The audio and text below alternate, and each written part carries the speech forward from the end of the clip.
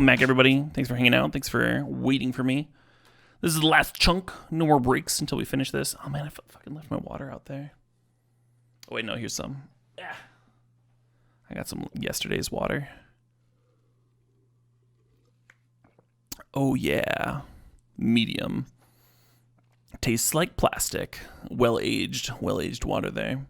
Abominable Tree Folk, 4 mana for XX. Its power and toughness are equal to the number of snow permanents you control. Enters battlefield, tap target creature and opponent's controls.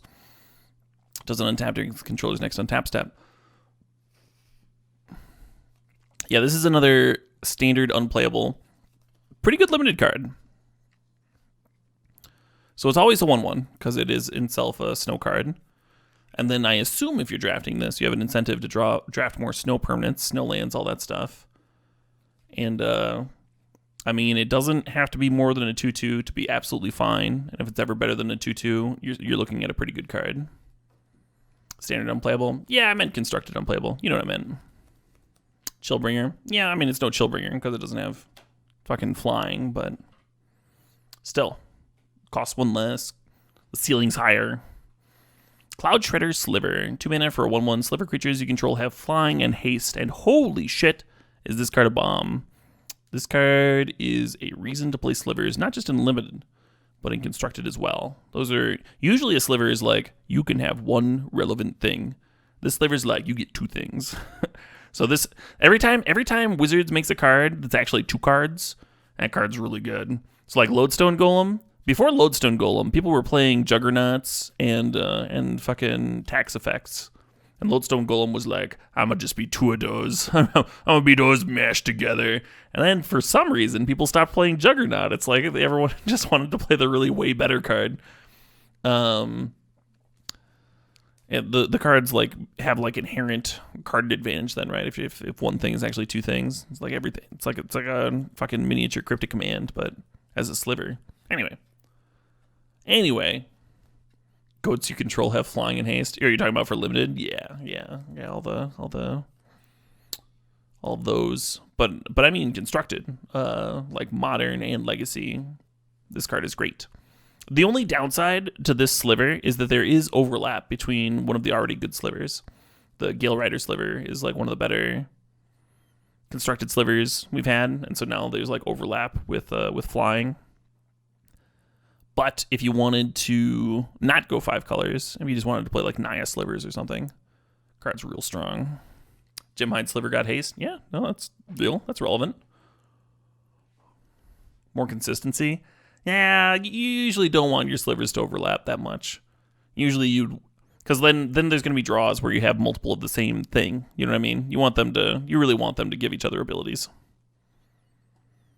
Are there enough 2 casting cost slivers in Modern with File? There are. There's a reasonable number of sliver trophies, sliver 5-0s in Modern. I don't know if there's been any recently, but it's certainly a quasi-viable Modern deck, and it is certainly getting a boost from this set. So that is exciting for anyone who has derfed around with slivers before, like yours truly. Anyway, Collected Conjuring, 4 mana sorcery, exile the top 6 cards of your library. You may cast up to 2 sorcery cards with convert mana cost 3 or less from among them without paying their mana costs. I don't know if this is good. I have no goddamn idea. This is a card that I'm just going to like assume is bad until my opponent plays it against me, and I'm like, oh, that's really fucking good. Like, I'm going to learn this card the hard way, if it's good or not. That's just how it's going to work. 6 cards. So you have to build your deck like a Coco deck, but you get to look at more cards to hit. Maybe that's good. You can't play a bunch of counters because hitting counters sucks. You can't play a bunch of cantrips because hitting cantrips is like too low impact. You need like high impact 3 mana spells. The art is A+ though. Oh yeah, the art is amazing. The art is fucking phenomenal on this card. There's a lot of really good art in this set. Super colorful. It only hits sorceries? Never mind, this card sucks. Well, that made it a lot easier. Thanks, chat. Eladamri's Call. It's nice to have this in Modern finally. I have played some Naya Through the Breach. Like Corbin Hostler's deck. I retweeted it actually kind of recently. I was like, hey, this deck seems like it gets a fucking upgrade with Eladamri's Call. You can go tutor for Nether Reliquary if that's where you're at. You can grab fucking the Emrakul for your Through the Breach. You can go get Prime Time if that's where the curve's at. Seems really good for that deck. Seems really good. Obviously, if you're tutoring small, shitty little creatures, you probably want to be spending. The cards that are more efficient for that, like Cord tutors the creature into play. Coco like gets you value, stuff like that. But if your deck might want to grab an Emrakul, Eludamri's Call is like the best way of doing that. No, that's not true. That's not true. We already had Time of Need, which is a green and a colorless, to go find a legendary creature. So if you're only getting Emrakul, we already had a card that did that. But if you want to grab, like I said, I listed off creatures along like every step of the curve, which is why it would like work well in the Naya Breach deck, and wouldn't necessarily in other places. Anywho, that's a sorcery. Yeah, that doesn't fucking matter. If you're in your like combo deck, and you're like your Naya combo deck, does instant versus sorcery matter that much? Probably not.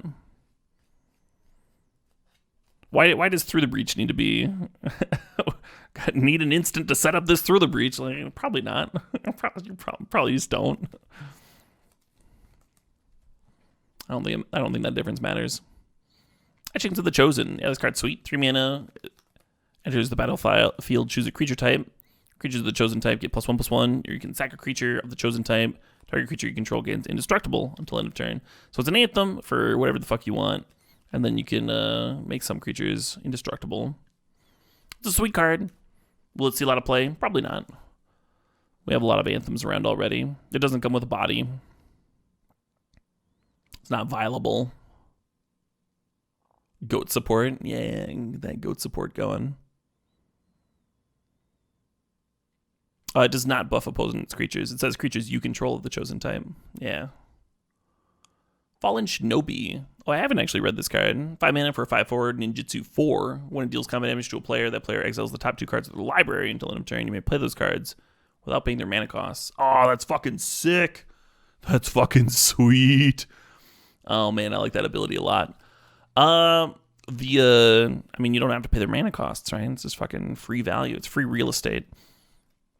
And the ninjutsu is 4. I mean, 4 is a lot for modern, but shit, right? Fucking shit. Hit like a planeswalker off the top of a blue-white opponent. You may play. Oh, you hit lands too with this? You hit lands with this? I mean, you probably don't need very many lands if you have 4 mana, but sweet art. It's really sweet art, and it does hit like a truck. That's right. That's right. Yeah, this card has me more excited than Ink Eyes for sure. Yeah, we need to get this into cube stat. Absolutely, abso-fucking-lutely. Yeah.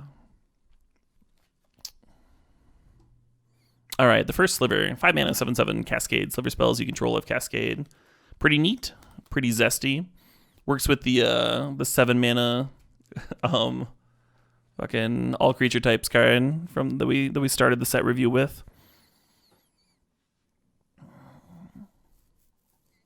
Gonna be hard to play it in limited, but I'll make it work. I'll fucking make it work. If I cast Niv in limited, I'll cast this fucking card. Oh shit, what up? AXG Ravens, thanks for the resub, thanks for the 7 months. Alright, Good Fortune Unicorn. 3 mana for a 2/2. Whenever another creature enters the battlefield under your control, get a 1/1 counter on that creature.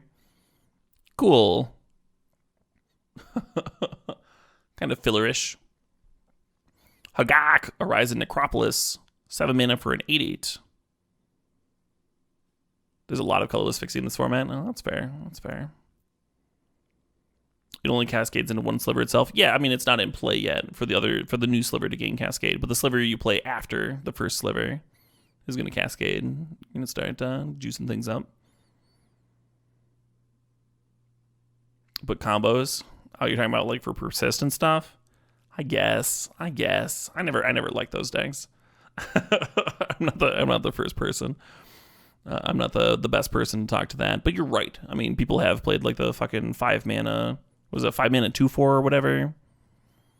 That does something similar, and so it like worked with persist combos. Anyway. Hagak, Oricus in Necropolis. 7 mana for an 8/8. You can't spend mana to cast this spell. Convoke and Delve. You may cast it from your graveyard. So I could see this as a one of in Dredge, right? It's a zesty body. You can use your blood gas and your Narcomoebas to tap. How much is like not a bad amount to delve away in dredge? I mean, for seven, you could just like not actually have to tap any creatures at all, right? In that dredge deck.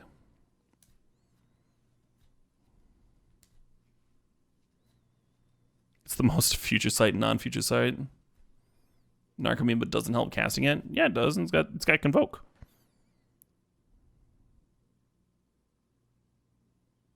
You have to tap creatures. Oh, you can't double away the colored. Okay, so it would have to be 2 Narcomoebas or Putrid Imps, or not Narcomoebas, but Blood Ghasts or Putrid Imps or the 3/3. Yeah, that makes it a lot less exciting. Stitcher's Supply or Bridge tokens. Yeah, you're probably right. That probably does make it a lot more exciting in Bridgevine, where there's just like more black creatures. Fair points, chat. Fair points. Well, I'm glad we talked about this because I learned something. Putrid Imps, yeah, in Legacy. Yeah, Narcomoeba can't tap for the green and black, but it can tap for the colorless part. But the fact that you do need at least like 2 creatures in play, either black or green, is a downer for like full-on dredge. You do think this is a dredge card? I mean, Legacy also gets Icarid too. Tap 2 zombie tokens. Yeah, I think modern dredge is going to have a harder time playing this card than Legacy dredge by a lot. But modern dredge might still want it. Like if you have 2 blood ghasts or whatever. Prized amalgams work, but they come into play tapped on your end of turn, and then you're not attacking with the prized amalgams to cast it. Like if you tap 2 prized amalgams to play this thing, you might as well have just attacked. Yeah, we were talking about Bridgevine. It seems way better in Bridgevine. More consistent in Bridgevine, anyway. All right, Ice Veined Quaddle. 2 mana for a 1/1 flash flying. Yeah, obviously this is going to be nuts in a deck that can play it for like pretty reasonably, pretty easily. Is it good in Limited? Seems really hard, right? It seems really fucking hard. Maybe it's not that hard. In Limited, so you need probably like 3 or 4 creatures in play, and then to have some cards in your graveyard. Yeah, I think you play this card in Limited too. When I was thinking about this card for Constructed, like the 5 Delve is so free. But Limited, the Convoke is like way easier. So if you have like, I don't know, 3 or 4 cards in play and 3 or 4 cards in your graveyard, it should work out. And then you have a fucking 8/8 Trampler, which is great in Limited. Anyway, Ice Veined Quaddle, 2 mana, 1/1, flash flying, draw a card, has Death Touch as long as you control at least 3 other snow permanents. So this card's worse than Baleful Strix by a lot. It not being Artifact Matters. For Artifact Matters decks, you needing to play at least 3 other snow permanents is kind of rough. The only time I've ever had that many...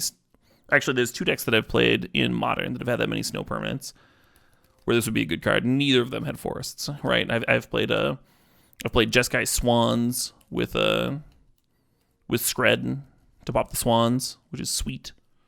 And I've played Mono Red Skred, right? And neither of those decks is casting a blue and a red, or a blue and a green very efficiently. So will this card see Modern play? I don't think so. I don't think so. Is it a cool card? It's a super cool card. Would I love to play it? I would love to play it. 3 other snows a lot. 3 other snows a lot. You need to have at least like... So you're like, are you going to hold on to your turn 2 cantrip just in case you get another, like a 3rd snow land in play the next turn? It sounds awful. What about Flash Flying, Elvish Visionary? Well, I don't think Elvish Visionary cares much about Flash or Flying. I don't think that's why you're playing Elvish Visionary, right? Like, Coiling Oracle is a better Elvish Visionary, but it doesn't really see much play. Whereas Elvish Visionary sees like a decent amount of play, Legacy and stuff. The reason Elvish Visionary is like a stupid good card is because it's got the tribal synergies, which we are probably missing here with Snake.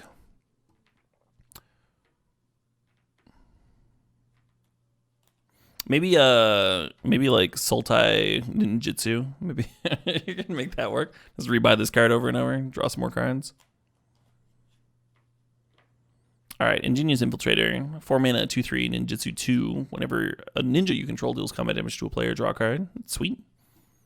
Yeah, why not? Counts itself. It's like a pretty strong upgrade to the 2/2 Ophidian that a lot of people try and play. Does take 2 colors, of course. Kaya's Guile, 3 mana, choose 2. Each opponent sacrifices a creature, exile cards from each opponent's graveyard. Create a 1/1 white and black spirit creature token with flying, or you gain 4 life. Those are a good set of abilities. Most of the time, you're just going to be like, yeah, Edict, make a 1/1 flyer. Against Burn, you're going to be like, really fucking happy to gain 4 life. And then either Edict them or make a 1/1. Against Dredge, having main deck Graveyard Hate is pretty gas. I guess this is bad against Control, where you're just like nuking their graveyard and making a 1/1. That's probably the worst case scenario. Oh, that's true. It also has Entwine. So if you have 6 mana, you can just do all of them, which might be relevant in some matchups. I don't know. I'm guessing 2 of these abilities are going to be a lot better than the other 2 in most matchups. Yeah, you could play like one of these in the main deck of Mardu Pyromancer. Why not? Good against Colonnade? Oh, yeah, I guess.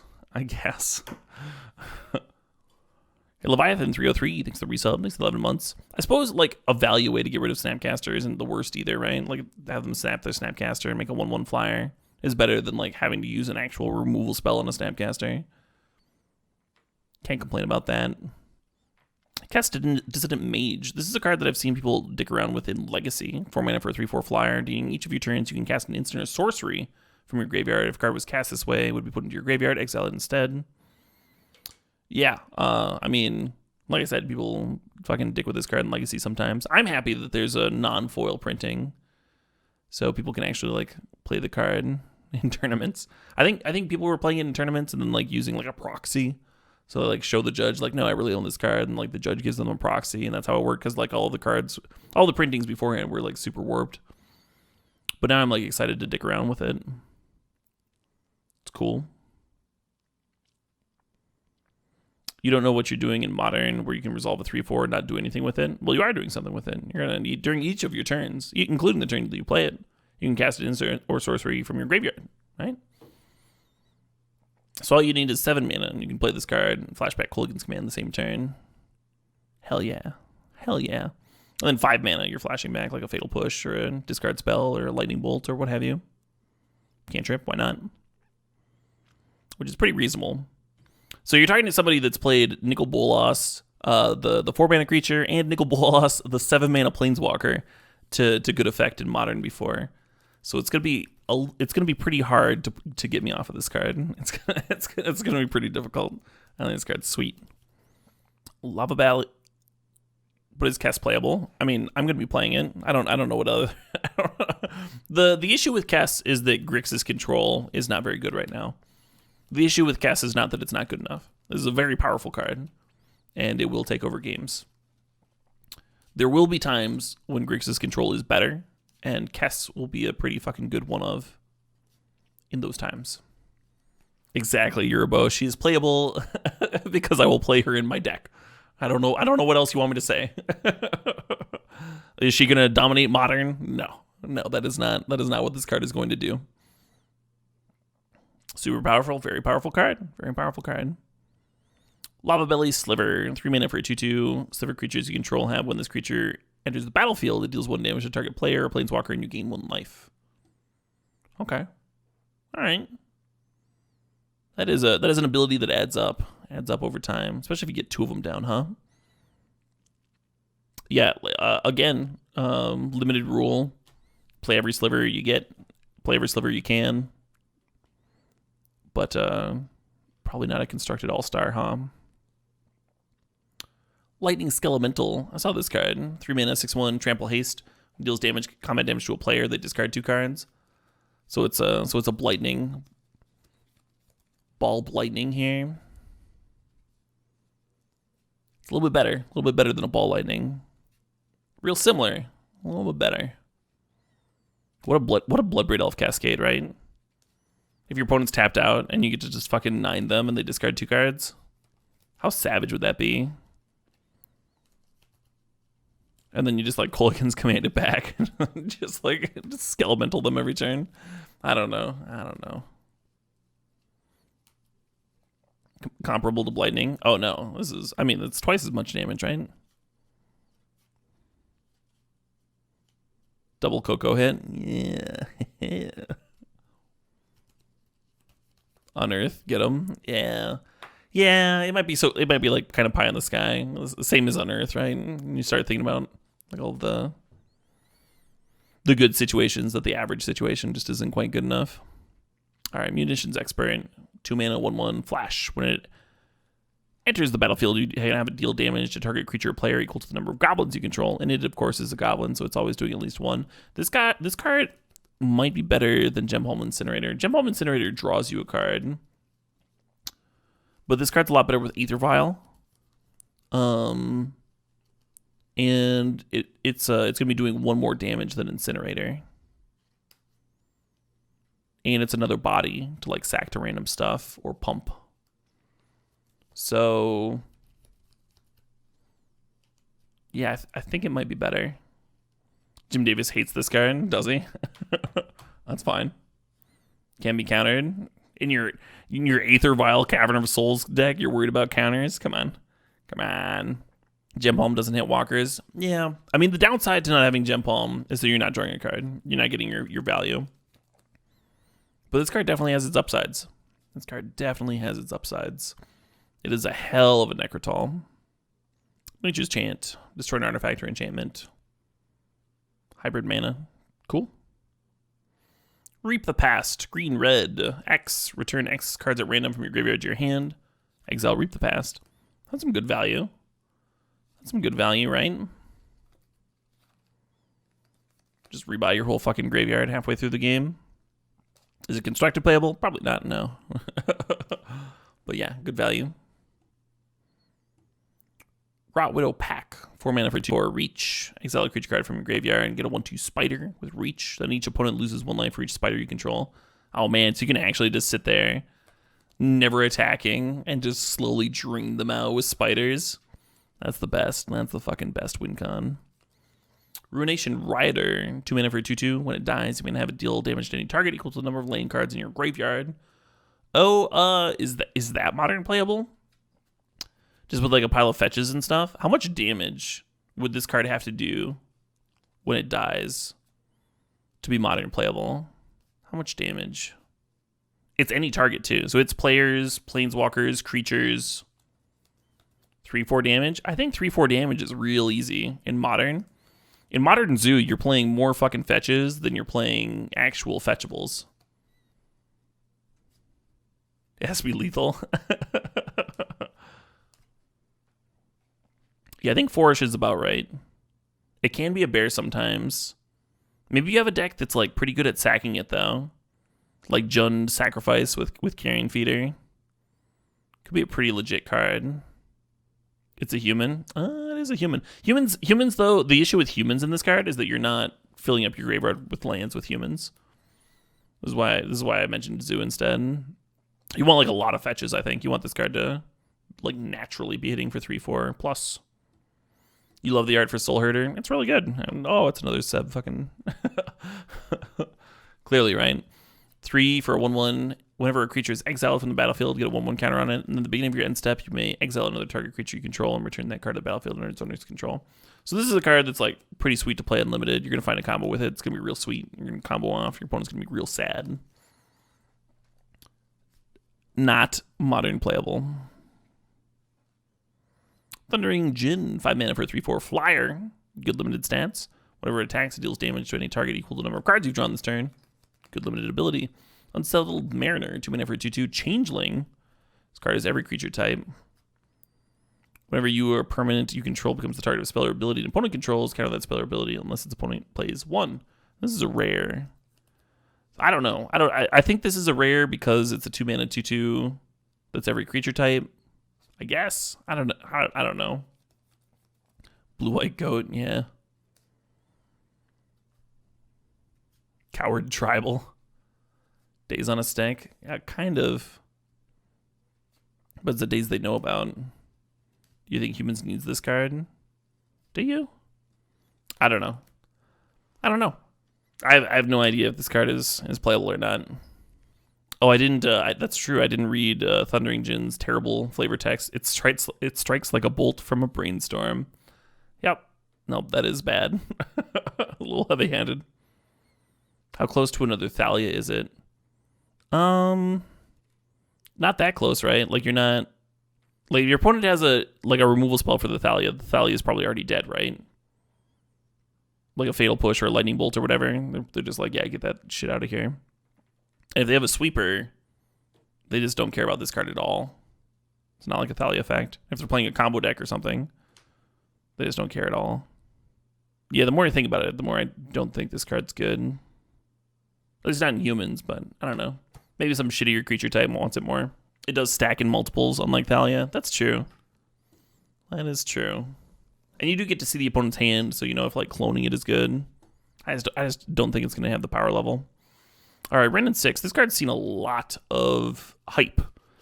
And I've seen people been like, oh, this card's only like fucking $1,055. That's so cheap. I'm buying 10 play sets. And I don't know. I don't know. I think the legacy decks that want this are only gonna like want 1 or 2. So I can see it being cheaper. Green and a red. +1, return 1 land card from your graveyard to your hand. -1, deals a damage to any target. -7, you get an emblem with instant sorcery cards in your graveyard. Have retrace, loyalty of 3 starting out. So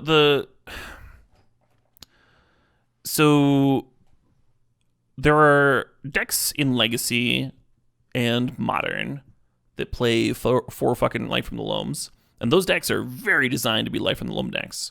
They are maximizing the dredge and the returning 3 lands at once, and they're happy to like dredge loam every turn.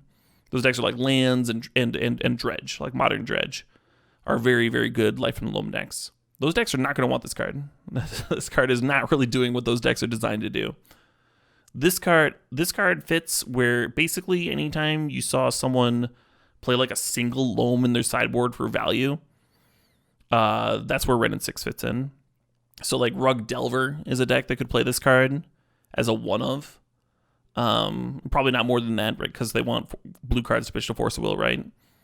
And then they can rebuy Wastelands or rebuy lands that the opponent has wasted, and then they get the value of having a Planeswalker and play with 4 loyalty. And they can ping off Mana Dorks or whatever the fuck you're trying to ping. Not too shabby. A little bit of reach there, a little bit of recursion. Sweet little package of abilities. It's a good card.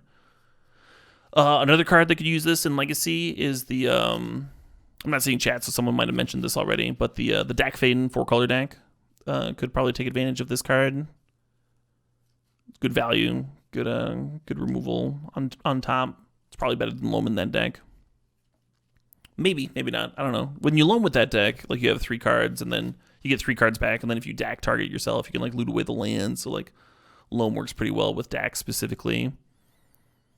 But it's possible that the rest of this card like gives you enough value that it's better. Are there decks like that in Modern that want this? Well, Wasteland's not a Modern card. Yeah, Punishing Fire decks, exactly. Now that there's a ton of those. Someone was talking about how like this would be a really good card in Legacy Jund, but I haven't seen anyone play Legacy Jund in a while, and I don't think this card like revitalizes an archetype, right? Even if it's good in that deck, like you're still only playing 1 or 2. You don't think this card's playable in a format without Wasteland? I think that's maybe a little too far. Like, there's certainly lands with good sack effects in Modern, right? Naya, Lean, and Arbiter with Ghost Quarter. People like Crucible and Loam, and well, Crucible's better analogy, but people do play that card on occasion. The ping is certainly better in Modern than in Legacy, right? Dealing damage to any target. That's only 2 mana. Are there any decks that run Crucible? Yes. Oh, sup, Lord Tupperware. Thanks for the raid. Welcome, folks. We're finishing up our set review here. It is only 2 mana. That's right. It's a 2 mana Planeswalker with good abilities. So even if it like there isn't Wasteland to rebuy, even if like the meta isn't like absurd for it or whatever, or there isn't a deck that it like breaks open, I expected to see a modicum of play. I expected to see a little bit of play. But I don't think buying a play set of it makes sense because the decks that are going to play it are probably just going to play 1 or 2. And I don't think there's going to be a ton of them. That's where I'm putting this card. Other people disagree with me. Other people are like, this card's fucking nuts. I want all of them. Some people are like, this card sucks. I want none of them. I'm like, I think this card will see a bit of play. All right, Altar of Dementia. 2 mana, sack a creature. Mill an opponent for the power of that creature. I played this card in Kitchen Table Magic back in the day. It's pretty fun. Will it see modern play? No. Unless it's like the most efficient part of some combo, but I don't know what that would be, right?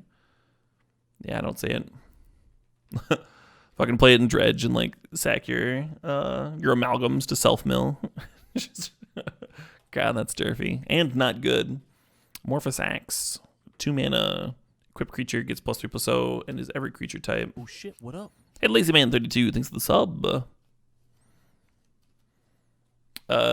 Yeah, I guess I would play this in limited. Sure, why not? Creature types matter. 3+3/+0 is sweet. There's the cool thing about Axe in this limited format is that there's multiple playable 1 mana evasive creatures, right? There's the black 1/1 that can't be blocked and can't block. There's the blue 1/1 that scries 2. And there's the white 1/1 that has like vigilance or something awful. But there's like plenty of really efficient evasive creatures. Blue also has like the 3 mana 2/2 that can't be blocked, so this would work well on that. So yeah, tribal synergies and a bunch of creatures that just like carry the axe well. That's up pretty well, I think. Arkham's Astrolabe for a white. You can play it when it enters the battlefield, draw a card. You can filter for mana of any color. Yeah, this card's okay. This card's okay. You have to be playing snow, right? You have to be playing snow mana to jam it. I don't know how easy it's going to be to have enough snow lands for this. So now you need like the snow lands to like fix for your other color, just fix for your splash color or whatever. Hey, Theasid, thanks for the resub, thanks for the 23 months. It seems a little bit like splashing for fixing, right? Or like splashing for another color, another way to get mana screwed, color screwed.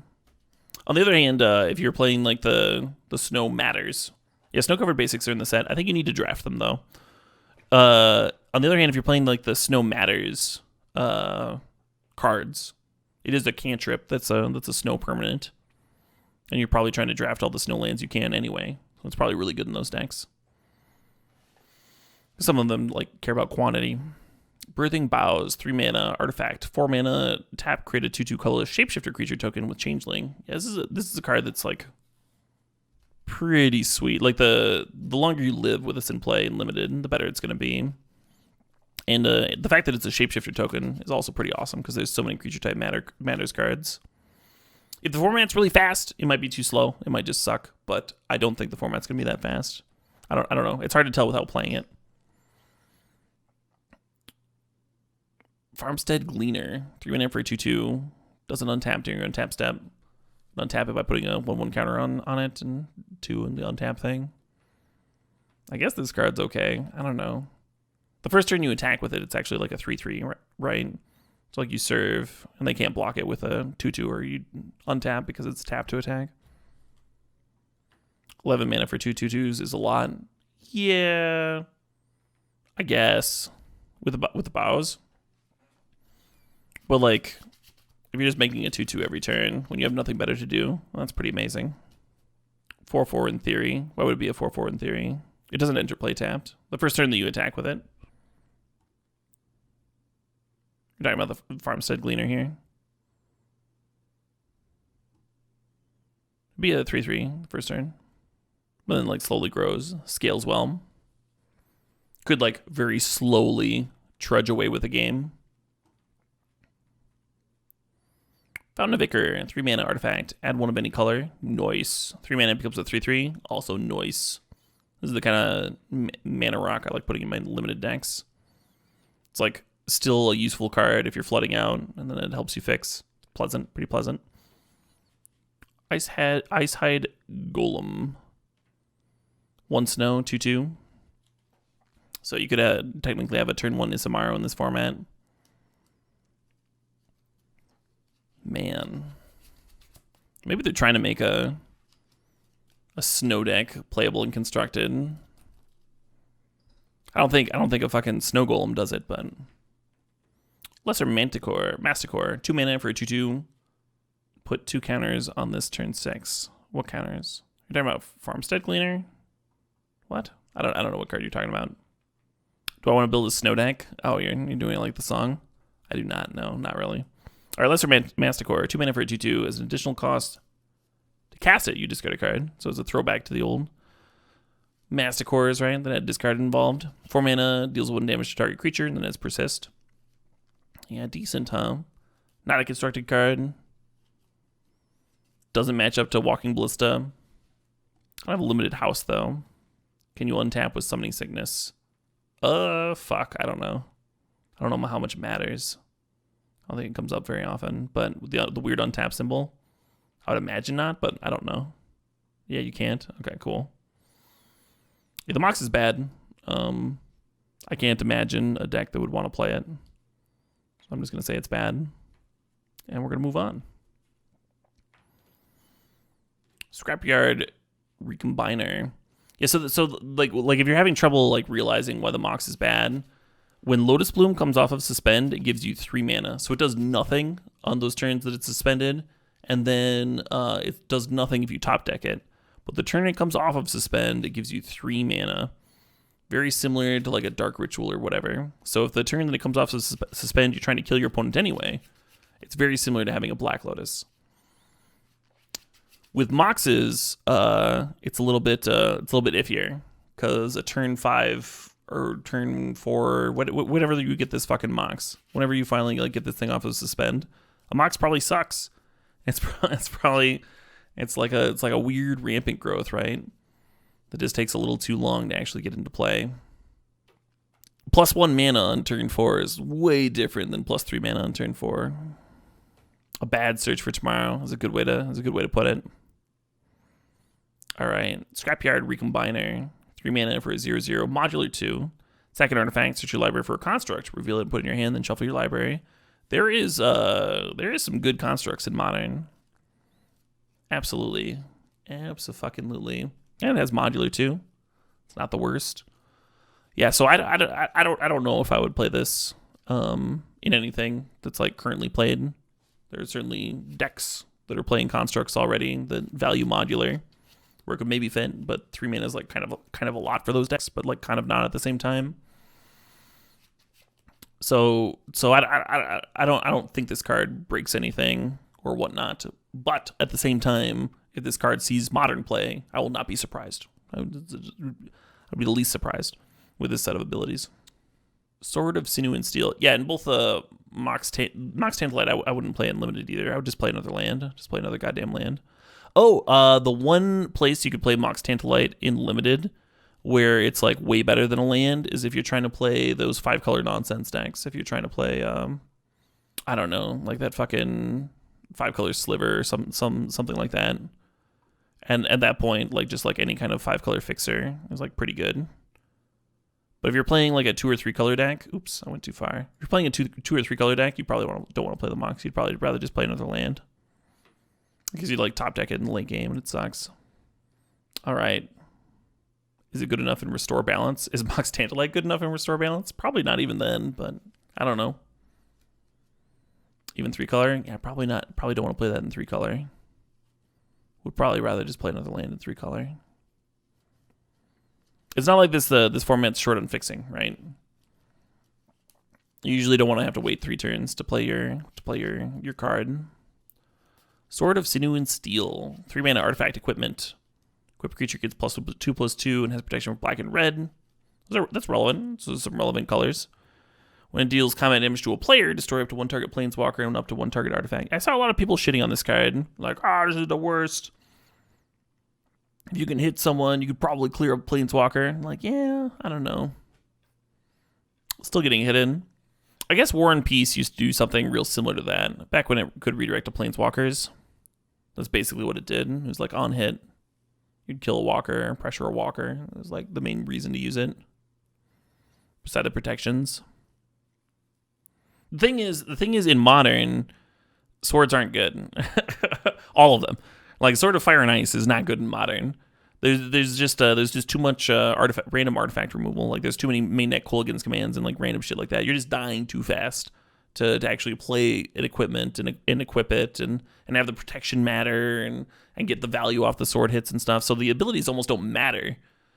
The abilities could almost like be like something kind of nuts, and they would still not be good enough. So it's really hard to evaluate the abilities and be like, yeah, I think that's pretty good, or I think that sucks. Like it's really hard, because the end result is something that's like just stone unplayable in constructed, and something that's like really fucking good and limited. In Legacy, people play swords a little bit alongside Stoneforge Mystic. They'll play the occasional Sword of Fire and Ice, usually to get through True Name Nemesises, as well as have that draw engine when Jit is bad. Or I used to play Sword of Feast and Famine in Legacy, sometimes even as a sideboard card. They'll just like swap swords when the protection was more relevant. But that was back when Goyf was played a lot. Goyf isn't really played much right now, so I probably wouldn't even play that one in Legacy. Sword of Fun and Cube, yeah, exactly. Sword of Truth and Justice. We have 3 mana, equipped creature gets +2/+2, has pro white and blue. When it deals combat damage to a player, put a 1/1 counter on a creature. You control them, proliferate. It's again, really hard to evaluate the ability on a card that's just like not constructed playable. Super good limited card, super not constructed playable. It's not replacing Sword of Fire and Ice in Legacy, so that's all there is to it. Talismans, I am super excited about. People that have watched me brew in Modern and Legacy know that I have been missing these. I make quite a few decks that where Talismans are actually better than Signets. Maybe because you need to use the mana immediately, like when you're tapping out, you want to use it for like a 1-drop, right? Or maybe, yeah, that's the main reason. Or maybe you want to tap for colorless because you're playing with Eldrazi. Anyway, there's a few different situations. And then there's situations where you want to play all 8. And I have not been able to do so. Like very recently, I was playing a DAC deck in Legacy that was playing Ancient Tombs and Signets. And I had like a random off-color talisman, because I wanted 1 more mana rock. And people were like, why are you playing that fucking card? I'm like, because there isn't a talisman of creativity yet. Anyway, so I'm very happy to have them. They won't like see a ton of play or anything like that, but I'm very happy they exist, and I'll be very happy to play them when I need them. Universal Automaton, 1 mana, 1/1 changeling. Oh, sweet. So creature type matters. Decks get a little 1/1 if they want it. Yeah, why not?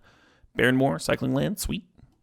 Cave of Temptation, taps for a colorless, 1 tap, add 1 mana of any color, 4 mana, sack Cave of Temptation. So a lot of people, when the cycling lands were first printed, people are like, Caleb, are you fucking excited about these cycling lands? And I'm just like, well, I mean, they're gonna slot into the current best Life from the Loam deck in Modern. Guess what that deck is? It's Dredge. When's the last time you saw someone cast a Life from the Loam that wasn't in Dredge? Yeah, that's what I thought. So the cycling lands, they'll probably play a few of them in Dredge. And and the other Loam decks will probably suck. And that's going to... So like, yay, Dredge got a slight buff. Like, woo, I'm very excited. That's why I'm like kind of shrugging off the cycling lands getting printed into Modern. There are previous Modern seasons where I've been like very fucking excited about these cycling lands. And right now I'm just like, yeah, all right. So hopefully I'm wrong. And they open up new archetypes and possibilities that are actually good. Or maybe the meta changes and they become good again or whatever. But yeah. Obviously it's nice to have them in Modern, but right now is not the most exciting time to be playing with them. Alright, Cave of Temptation filters into a mana of any color. It's a common. That's kind of cool. And then it has another ability. Sack it to put 2 1/1 counters on target creature. Only as a sorcery. Oh, that's really nice. That's really nice, because I've definitely played this card without the 4 mana sack to put 2 1/1 counters on a creature. I've definitely played that card a decent amount in various formats over the years without that last ability, so I'm pretty excited about that. Do I think Hollow One wants cycle lands? Probably not, no. Hollow One just like never wants their fucking lands to come to play tapped, right? Hollow One cares way more about playing that fucking 2 mana, draw 4, discard 3 cards at random card on time than it cares about having a cycle land to potentially cycle on turn. Like, when are you cycling it, right? Turn 3 or 4. It's probably a little too slow, right? A little too slow for that deck. Fire Islet. Yeah, there's a cycle of Horizon Canopies, which is hugely exciting. People have wanted that for a long time, and it's like, I don't know. People have been thinking that would be like busted, like like every time someone's like, man, I wish there was a Horizon Canopy in like these other colors. Other people in the chat would be like, well, that would be fucking stupid. Horizon Canopy's like borderline too good already, and like green, white are shitty colors, so you probably don't want to give that to blue. But now people are playing Horizon Canopy in like 5-color humans decks and stuff anyway, so like, yeah, might as well give it to everybody. Why not? Why the fuck not? Anyway, I'm excited to play with them. Hell yeah. Give me those fucking canopies. That's probably the most impactful printing of this whole fucking set, right? Is giving everybody Horizon Canopies. Just, yeah, here's a pile of them. You get a Horizon Canopy, and you get a Horizon Canopy. I'm gonna see an ass load of play. Yeah, why haven't I bought a fucking case for this set yet? I need to buy some fucking cards. That's what I need to do. Throw it in burn? Fuck yeah, throw it in burn. Can you play all 8 in burn? If you don't care about the burn mirror, sure, go nuts. No, in burn you're also playing the Eidolon, right? So like, there's a chance of getting Eidolon locked in burn, so you probably don't want to play all 8. Now, if you're not playing Eidolon, like if you're playing some weird shitty burn deck instead, then sure, yeah, go nuts, play 8. But I would be a little hesitant. I would lean more towards like 3 or 4. Is this set worth getting a box or 2 and then sitting on? Interesting question. I do not really think most boxes are worth sitting on, because that tends to devalue the cards. Usually, if you sit on boxes, that damages the pack quality and stuff, and you're risking bending the cards in there. So I don't think I would ever recommend that. Interesting. I've never been asked that before. Yeah, don't sit on your boxes, folks. All right. Frostwalk Bastion. Snowland. Taps for a colorless. 1 in the snow until end of turn. It becomes a 2/3 construct artifact creature.